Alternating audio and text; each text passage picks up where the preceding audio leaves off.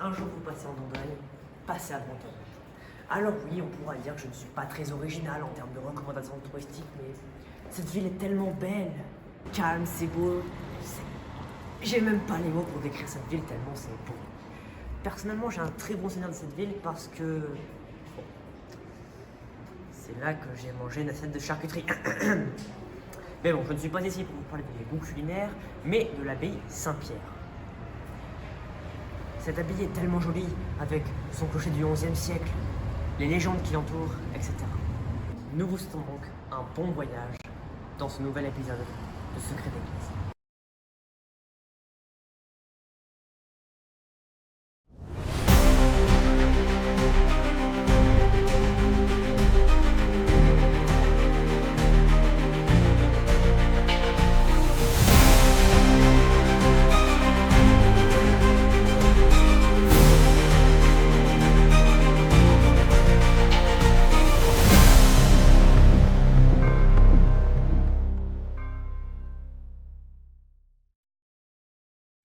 Avant de vous parler de l'histoire de l'abbaye, il faut déjà que je vous parle de la géographie de Brantôme.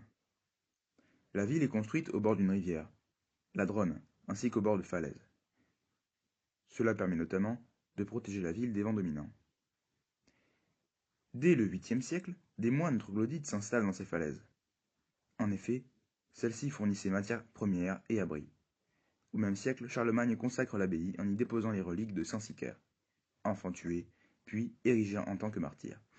Deux panneaux de bois du XVIIIe siècle racontent la donation et le massacre. Cependant, la première abbaye est ravagée par les Vikings à deux reprises, en 848 puis en 857. Il fallut attendre le Xe siècle pour voir s'élever à nouveau une abbaye construite par des moines. C'est à cette époque qu'est construit l'actuel clocher avec gables de style roman limousin. En 991, l'abbé de Brantôme, Grimoire de Mussidan, fut nommé évêque d'Angoulême. Les revenus engendrés par l'abbaye lui permirent la construction de la cathédrale d'Angoulême. Au 1er siècle du nouveau millénaire, les droits de la ville sont confiés à l'abbaye de la Chaise-Dieu. Cela eut pour conséquence de donner un essor pour l'abbaye qui se poursuivra durant les XIIe et XIIIe siècles.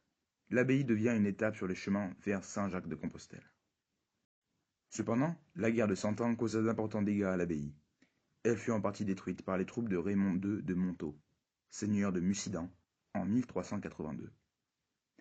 Elle fut restaurée avant d'être transformée en bastion anglais. Le corps de l'église ne fut que définitivement terminé qu'en 1465. En 1501, alors que l'abbaye ne comptait que 13 religieux, l'élection abbatiale créa une crise en élisant 2 abbés. La crise dura pendant 3 ans. Elle fut réglée en accordant l'abbatiat au cardinal d'Albret, premier abbé commandataire. Cependant, à sa mort en 1520, un nouveau conflit éclata entre les religieux. 5 d'entre eux se disputèrent la direction de l'abbaye pendant 18 ans. Pierre de Mareuil, évêque de Lavaux, hérita de ce titre. Le plus illustre des abbés commandataires est sans nul doute le mémorialiste Pierre de Bourdeille, dit Brantôme. Il fut abbé de 1558 à 1614. Son abbatiat sauva l'abbaye durant les guerres de religion. Plusieurs fois, des réformés vinrent aux portes de l'abbaye qui ouvrit ses portes pour eux. Cependant, les réformés furent tellement éblouis par l'abbaye qu'ils la respectèrent. Ce fut une période assez prospère pour l'abbaye. Cependant, plus le temps avançait, plus l'abbaye se dégradait. En 1768, à la veille de la Révolution, elle ne comptait plus que 8 Les choses les plus connues à propos de l'abbaye est son clocher. En effet, celui-ci est considéré par certains comme le plus vieux de France. Alors, est-ce que ce clocher est le plus vieux de France? Eh bien, il y a 2 réponses possibles, et même qui sont contradictoires. Dans le livre Brantôme en Périgord, le plus vieux clocher de France de Paul Dubuisson, ce dernier nous propose 2 réponses. Non, si l'on considère que la tour à cloche de Brantôme ne répond pas à la définition habituelle du clocher, dont la construction a été incorporée à l'architecture même de l'église, comme d'une façon générale à partir de l'époque romane. Oui, si l'on considère que ce qu'on appelle communément un campanile, construit séparément de l'église comme à Brantôme, est la forme la plus ancienne des tours à cloche.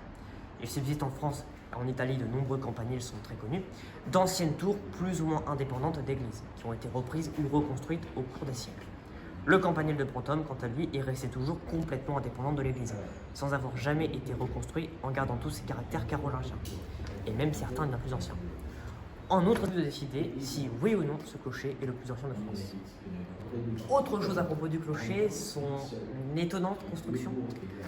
En effet, les architectes en construisant le clocher n'ont construit que 3 gables, ce qui a créé un problème d'équilibre. Le clocher s'était mis à pencher comme la tour de Pise. Pour résoudre ce problème, les architectes ont donc consolidé les murs là où il n'y avait pas de gables, ce qui a résolu le problème et le clocher a été sauvé.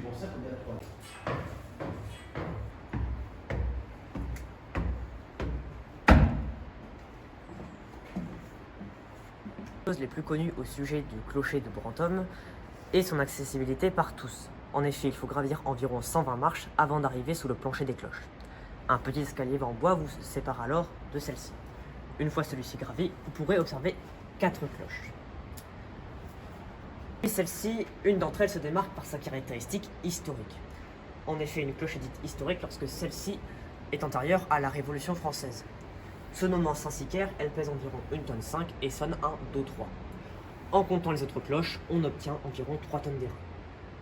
En 2022, cependant, les poutres latérales furent extrêmement dégradées par des intempéries. Les visites se sont donc arrêtées et une cagnotte participative a été lancée. Grâce à cette cagnotte, les poutres furent restaurées et les visites purent reprendre. Maintenant, il est temps pour nous de remettre nos casques et de laisser chanter les voix de l'abbaye. Merci de nous avoir suivis sur Secret d'Église et nous vous disons à très bientôt. Et qu'il y a un manque de soutènement, effectivement, ça cause des problèmes. Moi je descends.